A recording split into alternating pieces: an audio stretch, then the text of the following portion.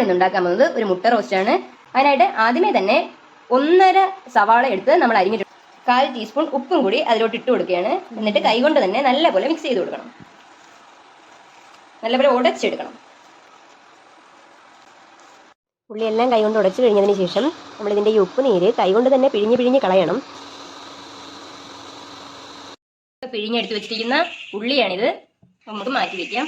നമുക്ക് ചട്ടി ചൂടാക്കിയിട്ട് അതിലേക്ക് എണ്ണ ഒഴിച്ചു കൊടുക്കാം. 1 ടേബിൾ സ്പൂൺ വെളിച്ചെണ്ണയാണ് നമ്മളിപ്പോൾ ഒഴിച്ചു കൊടുത്തത്.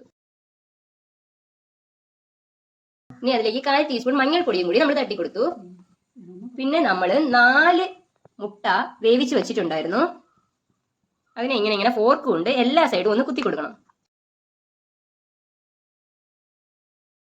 ഇനി നമുക്ക് ഇതിലേക്ക് ഒരു നുള്ളു ഉപ്പും കൂടി ചേർത്ത് കൊടുക്കാം. എന്നിട്ട് അതൊന്ന് മിക്സ് ചെയ്യുക. ഇനി നമുക്ക് നമ്മൾ കുത്തി വെച്ച നമ്മുടെ മുട്ടയെല്ലാം ചേർത്ത് കൊടുക്കണം.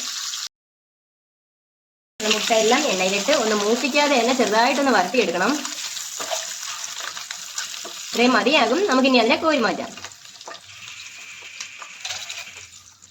ഇനി നമുക്ക് ഈ എണ്ണയിലേക്ക് നമ്മുടെ ഉള്ളി ചേർത്ത് കൊടുക്കാം, സവാള ചേർത്ത് കൊടുക്കാം.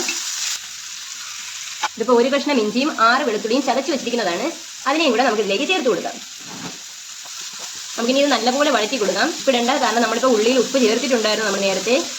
ഇനി നല്ലപോലെ ഇത് വഴറ്റിയെടുക്കണം. ഉള്ളി ഇത്രയും വഴറ്റിയാൽ മതിയാവും. ഈ ഒരു പരുവാകുമ്പോഴേക്കും നമുക്കിനി പൊടികൾ ചേർത്ത് കൊടുക്കാം. ഒരു 1/4 ടീസ്പൂൺ മഞ്ഞൾപ്പൊടി, 1/4 ടീസ്പൂൺ കാശ്മീരി മുളക് പൊടി, 1/2 ടീസ്പൂൺ കുരുമുളക് പൊടി. ഇനി നല്ലപോലെ ഇതിന്റെ പച്ചമണം മാറ്റുക. ഈ ഒരു സമയം നമുക്കിതിലേക്ക് കുറച്ച് ചൂടുവെള്ളവും കൂടി ഒഴിച്ചു കൊടുക്കാം. നമ്മളിപ്പോൾ ഒരു 1/2 കപ്പ് ചൂടുവെള്ളം ഒഴിച്ചു കൊടുത്തിട്ടുണ്ട്. ഇനി നമുക്ക് നമ്മൾ വരട്ടി വെച്ചിരുന്ന നമ്മുടെ മുട്ട ചേർത്ത് കൊടുക്കാം. നല്ലപോലെ കൂട്ടുമായിട്ട് മിക്സ് ചെയ്ത് കൊടുക്കണം.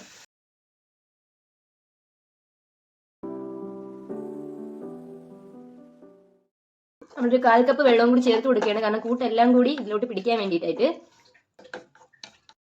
ഇനി നമുക്കിത് കുറച്ച് സമയം അടച്ചു വെച്ച് വേവിക്കാം. അപ്പോൾ നമ്മുടെ മുട്ടയൊക്കെ റെഡി ആയിട്ടുണ്ട്. നമ്മൾ ആദ്യം ഒഴിച്ച എണ്ണയൊക്കെ തെളിഞ്ഞു വന്നിട്ടുണ്ട്. ഇതാണ് നമ്മുടെ പരുവം. അപ്പോൾ നമുക്കിനി തീ ഓഫ് ചെയ്ത് കൊടുക്കാം. ഇത്രയേ ഉള്ളൂ, നമ്മുടെ മുട്ട റോസ്റ്റ് റെഡി.